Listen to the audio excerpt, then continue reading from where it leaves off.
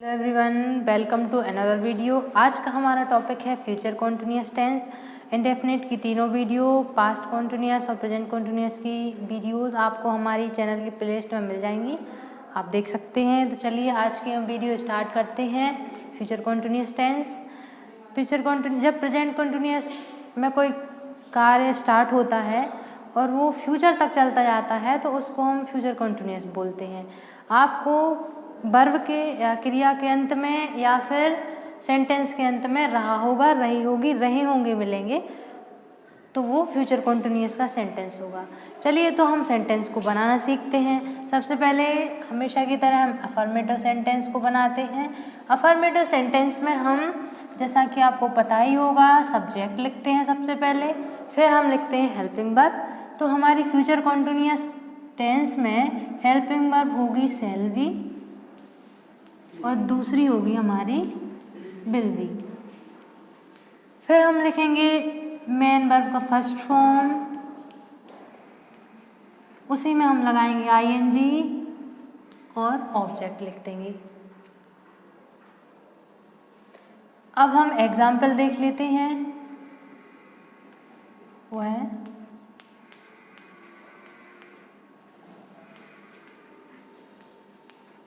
संगीत सीख रहा होगा।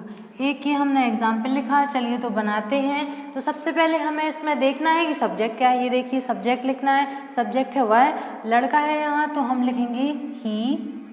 फिर हमें लिखना है हेल्पिंग वर्ब शैल बी और विल बी, इनमें से चूज करना है।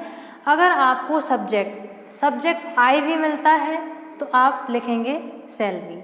अगर आपको सब्जेक्ट में या तो आई मिलेगा या तो बी मिलेगा तो आप हेल्पिंग वर्ब लगाएंगे शैल बी। आई बी को छोड़कर आपको कोई अदर सब्जेक्ट मिलता है तो आप लगाएंगे विल बी। ये हम पहले भी पढ़ चुके हैं पहले की वीडियो में। चलिए तो यहाँ ही है, आई और बी नहीं है तो हम यहाँ लगाएंगे विल बी। फिर हमें लिखना है मेन वर्ब का फर्स्ट फॉर्म और उसी में लगाना है आईएनजी। तो यहाँ काम क्या हो रहा है, सीखने का, क्रिया सीखने की हो रही है तो सीखने को बोलते हैं लर्न। इसी में हम लगाएंगे आईएनजी तो हो जाएगा हमारा लर्निंग। ऑब्जेक्ट क्या है, वो क्या सीख रहा है, संगीत, तो हमने यहाँ लिखा म्यूजिक। तो अब हम देखते हैं नेगेटिव सेंटेंस। नेगेटिव सेंटेंस बनाने के लिए सबसे पहले हम लिखते हैं सब्जेक्ट, फिर हम लिखते हैं हेल्पिंग वर्ब। हेल्पिंग वर्ब है हमारी शैल बी और दूसरी है हमारी विल बी। अब हम हमेशा तो नॉट हेल्पिंग वर्ब के बाद लगाते हैं, लेकिन इसमें हेल्पिंग वर्ब के दो हिस्से हैं। जब दो हिस्से होते हैं तो हम नॉट बीच में लगाते हैं, मतलब पहले हिस्से के बाद, तो हम यहाँ लगाएंगे नॉट, शैल के बाद नॉट, उसके बाद बी। फिर हम यहाँ इसमें भी ऐसे ही करेंगे, बिल के बाद नॉट और उसके बाद लगाएंगे बी। फिर हमें लिखना है मेन वर्ब का फर्स्ट फॉर्म, इसी में हम लगाएंगे आईएनजी और फिर लिखते हैं ऑब्जेक्ट। जैसे हम ये एग्जाम्पल देख लेते हैं। वह संगीत नहीं सीख रहा होगा। ये हमारा सेंटेंस है, इसको बनाते हैं। चलिए तो सबसे पहले हमें लिखना है यहाँ सब्जेक्ट हमारा हुआ है और यहाँ हम लिखेंगे इंग्लिश में ही, लड़के के लिए ही लिखते हैं तो ही लिखा हमने। फिर हमें लिखना है हेल्पिंग वर्ब जो कि हम लगाएंगे यहाँ ही के साथ विल बी। तो बिल भी लिखते हैं, विल भी हो गई हमारी हेल्पिंग वर्ब, लेकिन नॉट लगाएंगे हम बिल और बी के बीच में, मतलब बिल के बाद। तो हमने यहाँ बिल लिखा, फिर हमने लगाया नॉट और उसके बाद हमारी जो हेल्पिंग वर्ब बचती है वो बी, फिर वो हमने लिख दी। फिर हमें लिखना है मेन वर्ब का फर्स्ट फॉर्म, हमारी क्रिया हो रही है सीखने की तो फर्स्ट फॉर्म हो गया हमारा लर्न और फिर हमें इसमें लगाना होता है आईएनजी तो हो गया हमारा लर्निंग। अब हम ऑब्जेक्ट क्या है, क्या सीख रहे हैं, संगीत, तो हमने यहाँ लिखा म्यूजिक। ये हो गया हमारा नेगेटिव सेंटेंस। अब हम देखते हैं हमें इंटेरोगेटिव सेंटेंस कैसे बनाना है।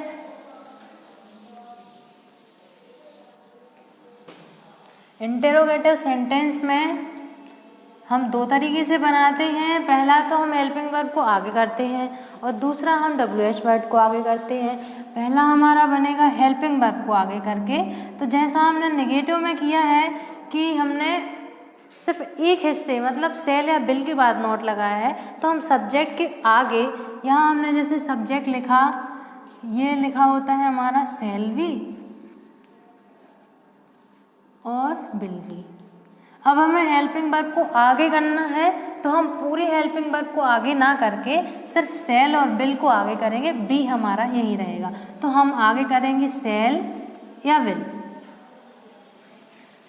फिर हमारा लिखा जाएगा सब्जेक्ट और फिर बाकी बची हुई हेल्पिंग वर्ब जो कि हमारी बची है बी, तो हमने यहाँ पे बी लिख दिया। फिर हमारा आया मेन वर्ब का फर्स्ट फॉर्म, इसी में हमने लगाया आईएनजी और लिखा ऑब्जेक्ट और क्वेश्चन मार्क लगा दिया। और दूसरा तरीका ये है हमारा कि हम सबसे पहले लिख देते हैं WH वर्ड, फिर ये ज्यों कहते हो, मतलब इसके आगे या तो हेल्पिंग वर्ब आएगी या इसके आगे सबसे पहले आएगा WH वर्ड। तो दूसरा तरीका ये हम यहाँ लिखते रहे हैं। फिर हमें लिखना है हेल्पिंग वर्ब आगे करना है, तो हेल्पिंग वर्ब को आगे करेंगे हम सेल और विल को, फिर हम लिखेंगे सब्जेक्ट और फिर हम लिखेंगे बी बची हुई हेल्पिंग वर्ब। फिर हमें लिखना है वर्ब का फर्स्ट फॉर्म और इसी में लगाएंगे हम आईएनजी, फिर ऑब्जेक्ट और क्वेश्चन मार्क। ये हो गए हमारे इंटरोगेटिव सेंटेंस। अब हम कुछ एग्जाम्पल देख लेते हैं, जैसे हुआ है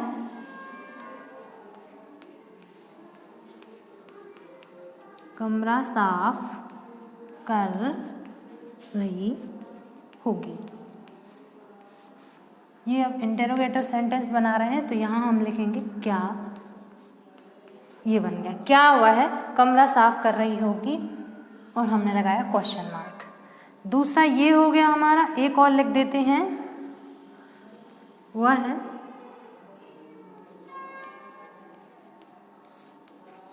कमरा कब साफ कर रही होगी।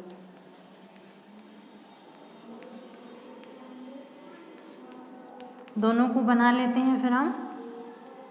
अब ये भी इंटरोगेटिव है, मतलब इसमें भी प्रश्न पूछा है और इसमें भी प्रश्न पूछा है। अब हम इसको बनाएंगे हम हेल्पिंग वर्ब को आगे करके, क्योंकि देखो ये हमेशा की तरह हम डिस्कस करते आए हैं, आज फिर से बता दे रहे हैं क्या हुआ है कमरा साफ कर रही होगी। हम इस इंटरोगेटिव सेंटेंस का आंसर यस या नो में दे सकते हैं। क्या हुआ है कमरा साफ कर रही होगी, तो हम बता सकते हैं हाँ कर रही होगी, या नहीं वह नहीं कर रही होगी। तो इसको हम यस या नो में आंसर दे सकते हैं, इसलिए इसको बनाएंगे हम हेल्पिंग वर्ब को आगे करके।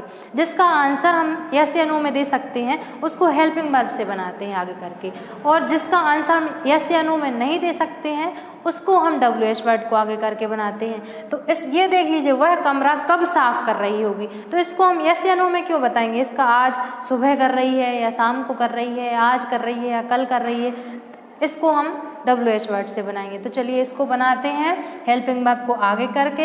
हेल्पिंग वर्ब हमारी है सेल भी और बिल भी, तो हम सिर्फ या सेल को आगे करेंगे या बिल को।